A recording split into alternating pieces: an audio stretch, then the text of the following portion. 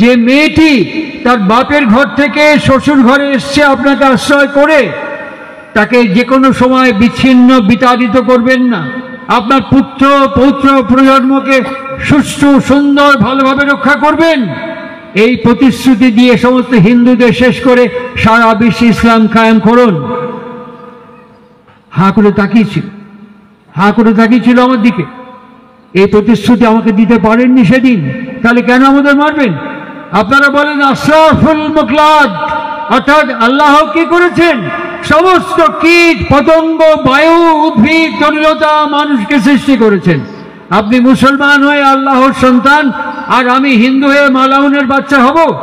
আপনি হিন্দু হয়ে আমি কাফের হব, আর আপনি মুসলমান হয়ে আপনি আল্লাহর দোয়া পাবেন? আমি যদি আশরাফুল মুখলাক হয়ে থাকি তাহলে আমি কি তার দয়া থেকে বঞ্চিত হব?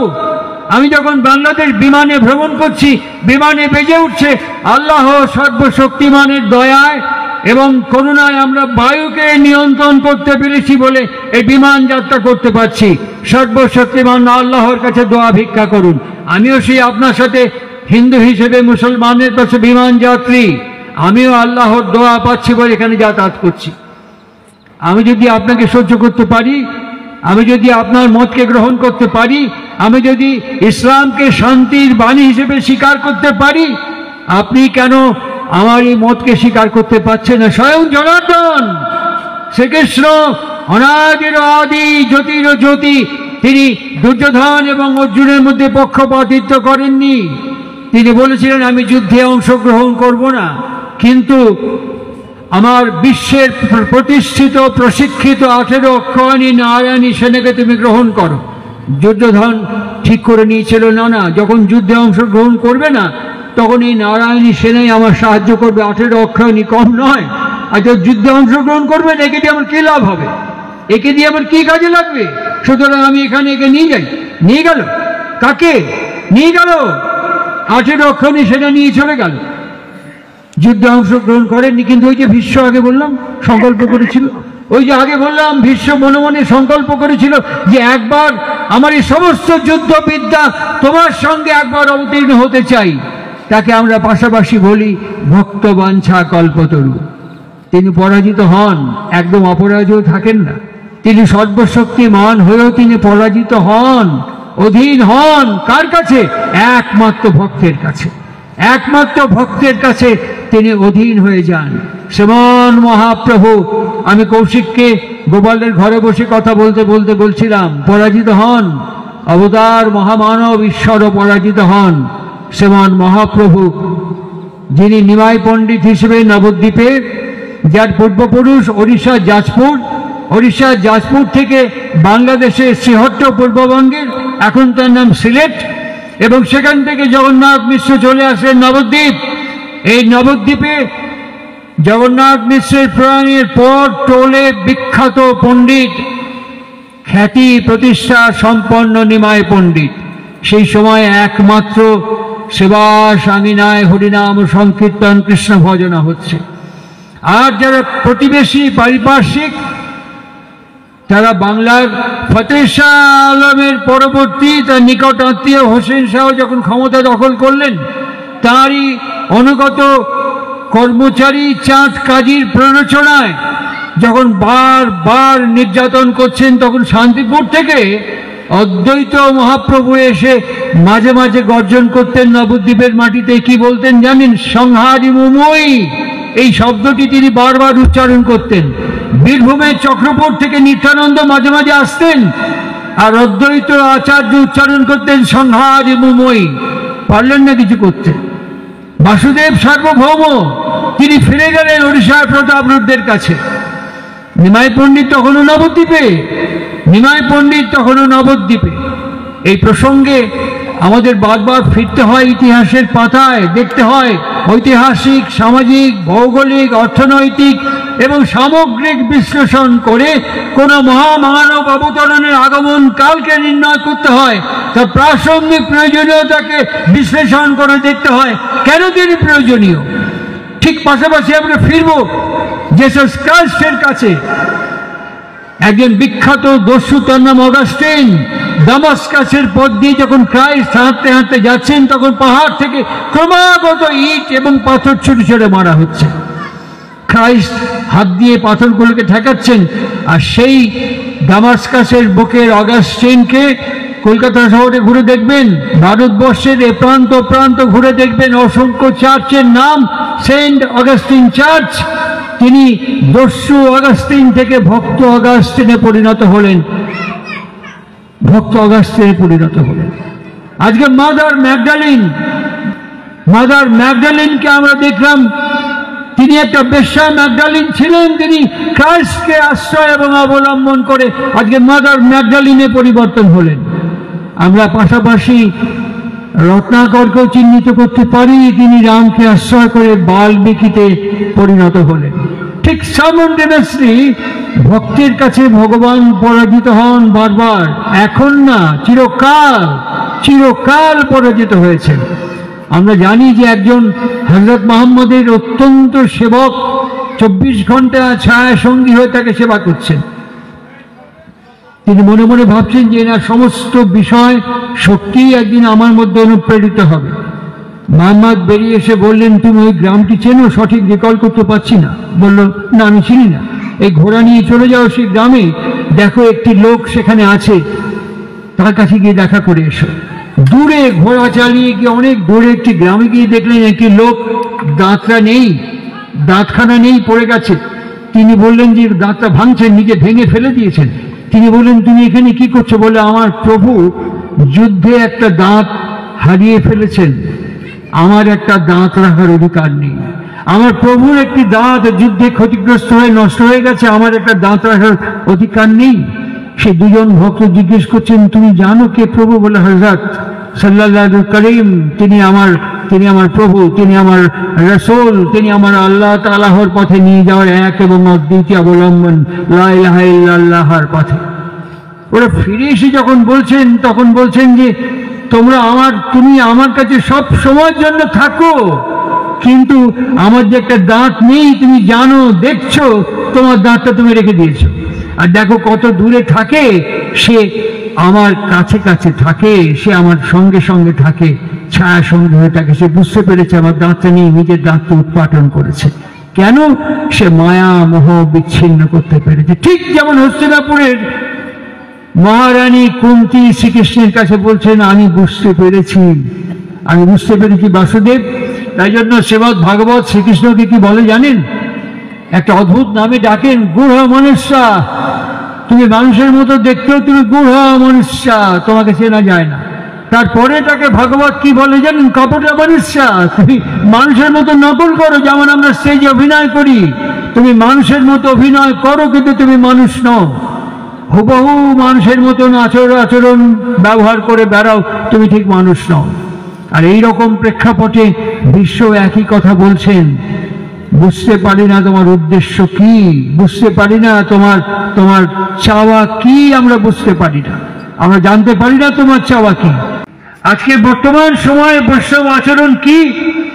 চটা দেখলেই মিষ্টি বলো, চটা দেখলেই মিষ্টি বলো, হৃদ্য দীপন স্বরে। এই ব্যবহার চটা লোকে উপকারী করে। এটি কি আমার জীবনের পক্ষে ভালো না মন্দ? আমি covered with my complex and passion, আমি এটা বুঝতে পারি, ভালো করতে পারি না। তাই শ্রদ্ধাত্রয় বিভাগ যোগা, তাই গুণত্রয় বিভাগ, তাই দৈবাসুর সম্পদ বিভাগ। এর ভেতর থেকে তিনি বলছেন অভ্যাস যোগের মধ্য দিয়ে বায়ু যেমন চঞ্চল, তুমিও মহাপুরুষকে আশ্রয় এবং অবলম্বন করে নিজেকে অচঞ্চল করার চেষ্টা করতে পারো। ট্রু অভ্যাস যোগ। What is my benefit? আমার লাভ কি হবে? বেশ, আপনাদের এই মহোৎসবে আসলাম, কথা শুনলাম, চেষ্টা করলাম আগামীকাল সকাল থেকে। What is my benefit? আমার লাভ কি হবে? ইয়েস, লাভ হবে। ইয়েস, বিজ্ঞান বলে লাভ হবে। কি লাভ হবে?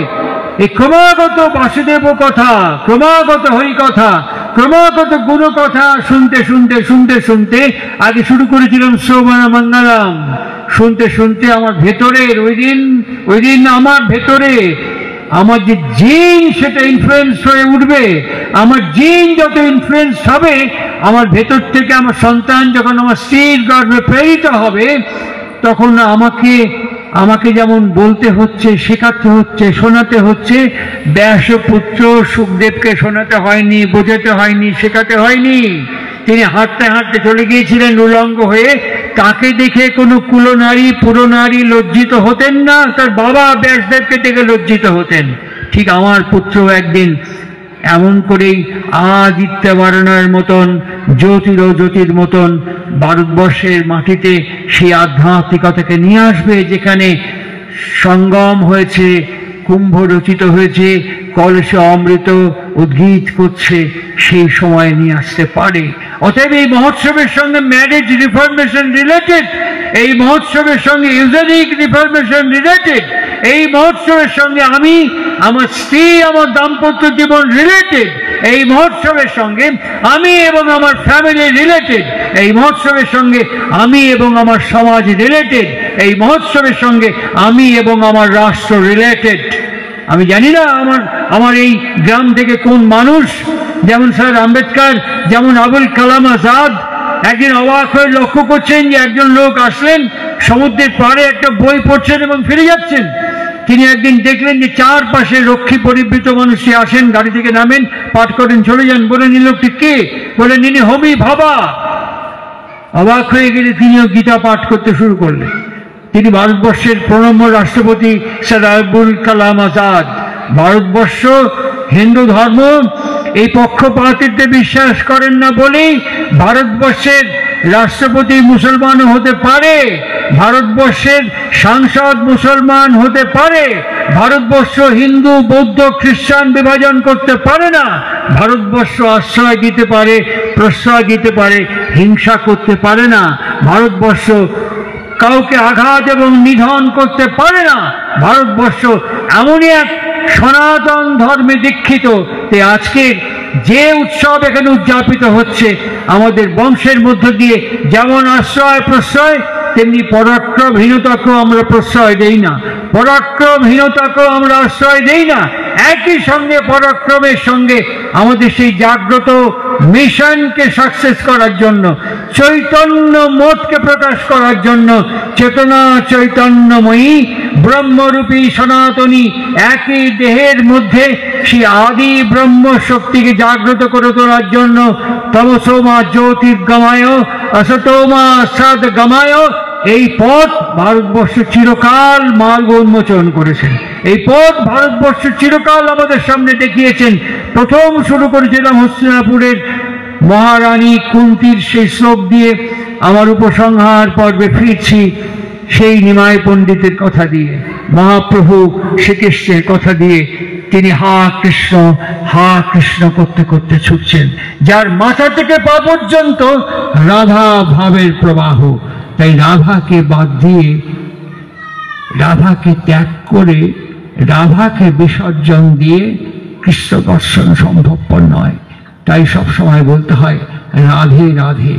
এই আরাধনাকে বাদ দিয়ে অর্চনা হতে পারে না, রাধে রাধে বলতে হয়। আর এই রাধা শক্তির ভেতর থেকেই আমাদের চৈতন্য শক্তির জাগরণ, কুণ্ডলিনী জাগরণ। রাধা শক্তির ভেতর দিয়েই আমাদের ব্রহ্ম শক্তির জাগরণ। যে কয়েকজন মানুষ আজকে এখানে শুনলেন, আমি কয়েকটি কথা বলে যাই। মহোৎসব শেষ হয়ে যাবে 5-7 দিন বাদে, আমাদের অন্নভোগ অন্নকূট শেষ হয়ে যাবে 5-7 দিন বাদে। জীবন থাকবে, আবার 1 বছর পরে মহোৎসব হবে, জীবন থাকবে। 365 দিন জীবন চলবে। কেমন করে চলবে? একদিন শুনলাম, ভুলে গেলাম। আমি কয়েকটি কথা বলে যাই। যারা আমার কথা শুনছেন, যারা এখানে বসে আমার কথা শুনছেন, অথবা বাইরে দাঁড়িয়ে আমার কথা শুনছেন, এই যে কৌশিক বলল মন চঞ্চল, ইয়েস মন চঞ্চল, একে অ্যারেস্ট করবো কি করে? আমি কয়েকটি কথা বলি। দেখুন, শুধু আমি যে কথা বলছি এটা একটা শব্দ। দেখুন, বাইরে বাচ্চাগুলো চিৎকার করছে, একটা শব্দ। চারপাশে গাড়ি ঘোড়া যাচ্ছে, একটা শব্দ। অনেকে ফিস ফিস করছে, অনেক শব্দ। এই যে কুকুরগুলো দৌড়চ্ছে, একটা শব্দ, একটা ভাইব্রেশন। আপনাদের কানের মেমব্রেন সমস্ত রিসিভ করছে, সব শব্দ আপনার কানের পর্দায় গিয়ে একটু একটু করে ধাক্কা দিচ্ছে। আপনি কিন্তু আকৃষ্ট হচ্ছেন। আপনি কিন্তু প্রভাবিত হচ্ছেন না। সব শব্দ আপনাকে জানান দিচ্ছে আমরা আছি আপনার সাথে, কিন্তু আপনি সবাইকে প্রত্যাখ্যান করছেন, বর্জন করছেন। কোন শব্দ গ্রহণ করছেন? আমি যে শব্দটা উচ্চারণ করছি এটাও শব্দ। তুই আমার এই মুখের শব্দ আপনি গ্রহণ করছেন, অর্জন করছেন, আহরণ করছেন। কি দিয়ে করছেন? কেমন করে করছেন বলতে পারেন? মন দিয়ে। তাহলে মন যেমন বায়ুর মতো চঞ্চল, মন যেমন এখানে ওখানে ছুটে যাচ্ছে। একটা ফুল ফুটলো, তার তো সুগন্ধ আছে, বায়ু কি করলো? গন্ধটা হরণ করে নিয়ে চলে গেল, ফুলের জায়গায় থাকলো। আমার এই কায়াটা পড়ে থাকবে, এটাও হরণ করে নিয়ে চলে যাবে একটা সময় এসে, এটাও নিয়ে চলে যাবে। যেমন ফুলের গন্ধ বাতাস বয়ে নিয়ে চলে যায়, ঠিক আমার ভেতরের শক্তিটাও আমার সময় নিয়ে চলে যাবে। যে গুটিকক মা আমার কাছে বসে আছেন, একজনের মুখে আমি শুনেছিলাম গল্পের মতো, তার স্বামীর মৃতদেহ উঠোনে রাখা আছে, চাদর দিয়ে ঢাকা। তার স্ত্রী সহধর্মিনী হপুস নয়নে সেখানে কান্নাকাটি করছেন। এক জ্যোতির্ময় সন্ন্যাসী এসে বলছেন, তুমি কাঁদছো কেন? আমার স্বামীর মরদেহ। চাদরটা তুলে বললো, মাথা থেকে পা পর্যন্ত দেখো তো, তোমার বাবা তোমাকে যে শরীরের সঙ্গে বিবাহ দিয়েছিল সেই একই রকম শরীর আছে কিনা দেখো তো। মিলিয়ে দেখলো, হ্যাঁ সব একই রকম শরীর আছে। তাহলে তো ডেবিট ক্রেডিট মিলে গেল। কাঁদছো কেন? একই রকম শরীর তো রয়েছে, তোমার কাজেই তো পড়েছে সেই শরীর, তুমি কাঁদছো কেন? সেই স্ত্রী চিৎকার করলো, থাক বসাই, আগে আমার সাথে ঝগড়া করতো, কথা বলতো, ছোটাছুটি করতো, তাই বলো। এর ভেতরেও তার আর একটা কেউ ছিল, যেটা হাঁটাতো, কথা বলাতো, রাগ করতো, চোপা করতো, ঝগড়া করতো, ভালোবাসতো, আদর করতো, স্নেহ করতো। এর ভেতরে কেউ ছিল।